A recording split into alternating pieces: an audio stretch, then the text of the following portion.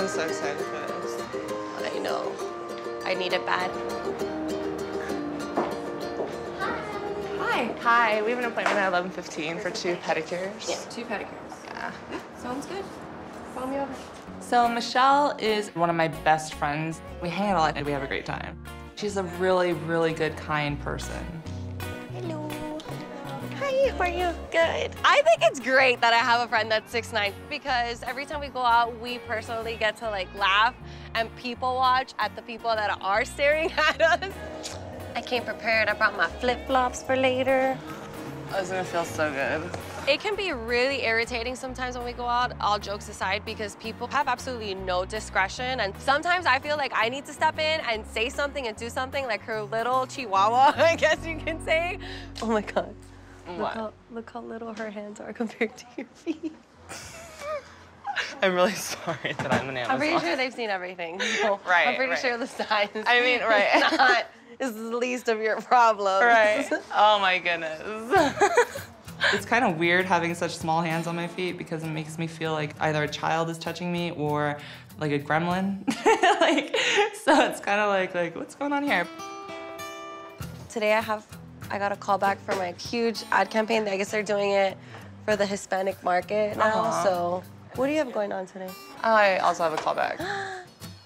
My aspirations are to become successful as an actress. And I don't think like without my height that would be possible. It's really funny because the casting is like 6 foot tall Swedish, like masseuse.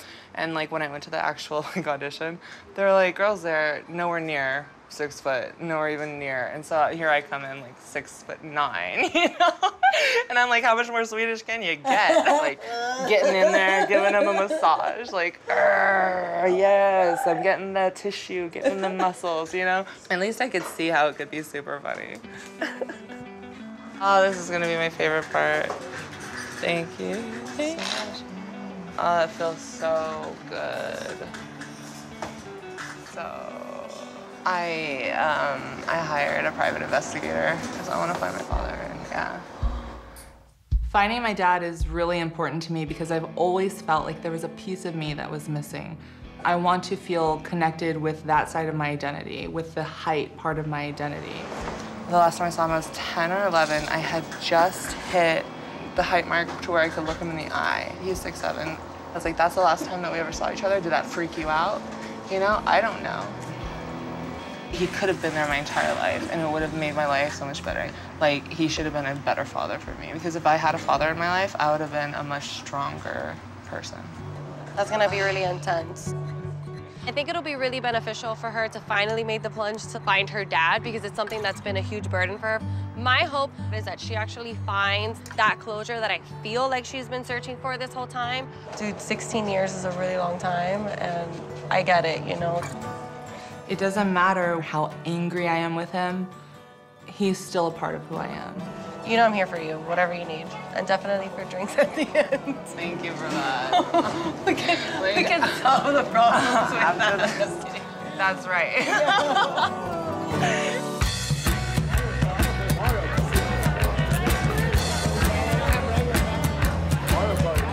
When I walk in a room, people notice me. I can't sneak around. I am 6'6.5", but I round down. I round down because it gets easier to find men. 6'6.5" is awkward. 6'6" is easier. The most challenging part about being tall is the dating world.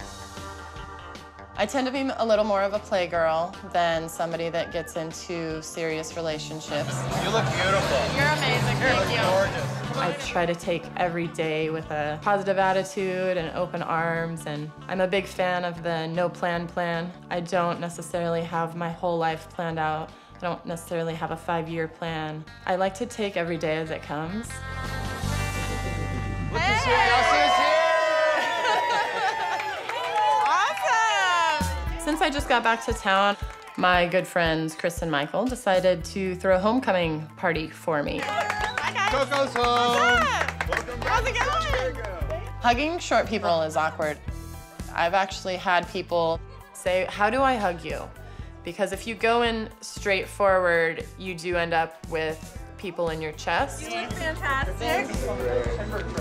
I do see a lot of tops of heads, and I know everybody's bald spots. My ex-boyfriend Mike was at the party because we love to torture ourselves, don't we? You met Chris and Michael? We did. Michael, Mike. Okay, we're good. So you did He is a very nice guy. That's why we've been able to stay friends as long as we have.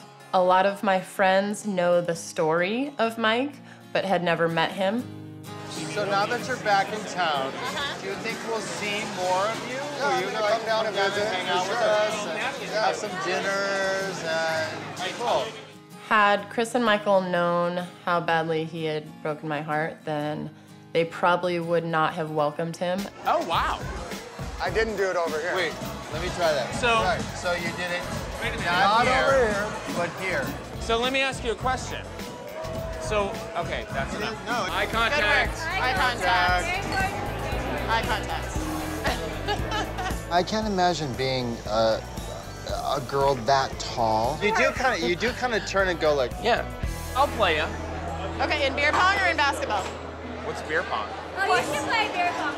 Beer pong, Chris. I'm not very athletic. I just want to put that out we there. need quarters. We'll have conversations with friends and stuff, and we're talking, and we're all talking down here, but Coco's up here. We're doing beer pong next.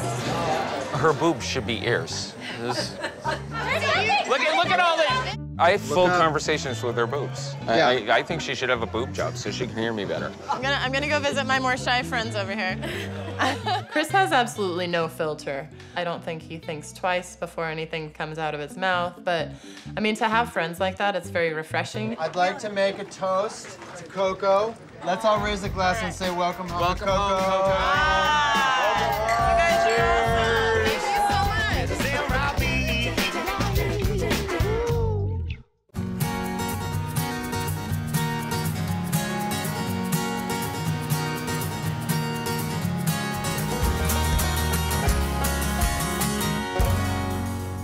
How's everything going with Brian?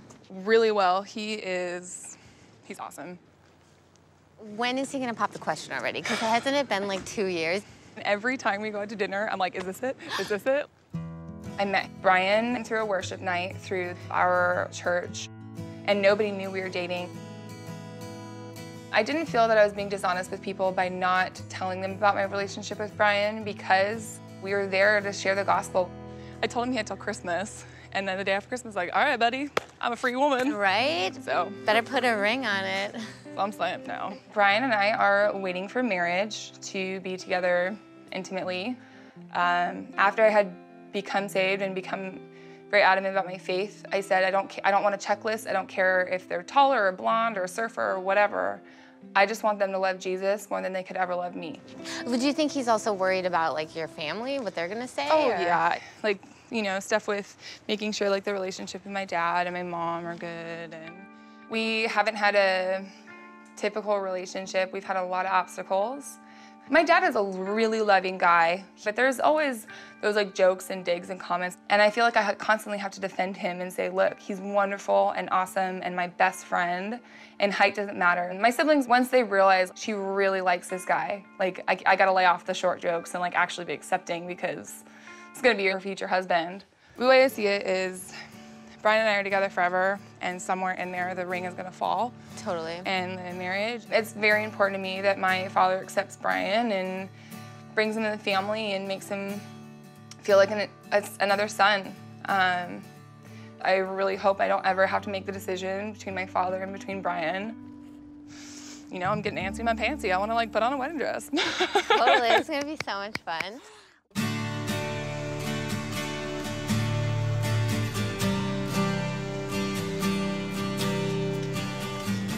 Ah.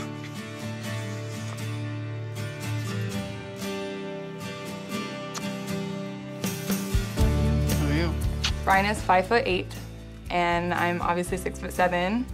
We always find curbs for him to stand on and like hold my hand or kiss me. Like, we're good about laughing about it because it makes other people feel comfortable because it is so awkward and obvious for everybody else.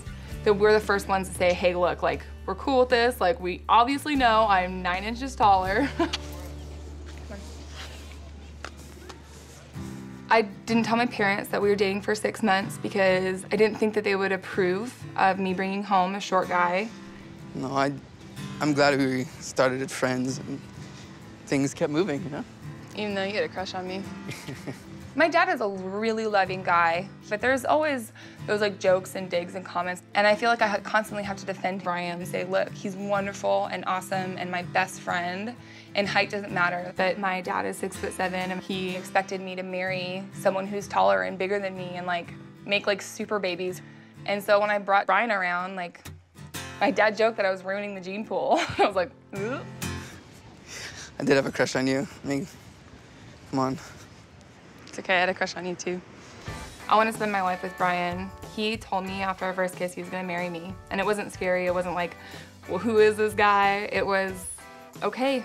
Like, I fully believe that like God has a plan for us. I love you. Me too. Brian is very well aware of the fact that I will not say yes unless he has my father's permission to marry me, because my dad and I have a really special bond. And I think it's really significant for my dad. It's not just another daughter, I'm his baby girl. I'm such a family person that that's what's important to me, and I want Brian to be an extension of that family, not a force that's pulling me away from it. I'd be devastated if my father said no to Brian. Are you nervous? No.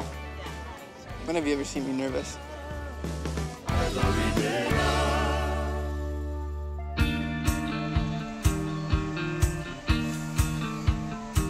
We're here today at the Newport Pier to talk to Haley's family to ask for their blessing for her hand in marriage. Haley and I have been dating for 2 years, and without her father's blessing specifically moving forward, it's gonna be tough for us. Hopefully they can see the love between us and the connection that we have, but I'm extremely nervous right now. Haley's dad is an intimidating guy. Haley stated that we will not move forward unless I have this conversation with her parents today. I'm so nervous, I can't stop my hands from shaking. Hey, Bri. Wow, this is like the last rites or something, execution time or something? Haley's family is extremely tall, and they do poke fun at me. They poke, short jokes at me all the time. They joke that I'm ruining their gene pool. I guess I can understand where it comes from, but I don't like it, so hopefully it turns out for the best. So, as you know, Haley and I have been getting pretty serious, and I know we've had some funny interactions, and probably not what you pictured for your daughter, I'm sure he was 6'7" and... Well, actually, I was 6'10". Yeah. But, I love your daughter with all of my heart. She's one of the most wonderful people I've ever met in my entire life, and... What are you asking me exactly? Specifically, sir, I'm asking for your daughter's hand in marriage and for your blessing.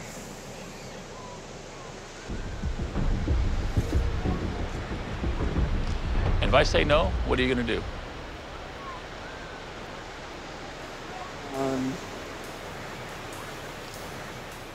I would probably ask anyways, but I'd probably take it a little slower and navigate that with you, hopefully.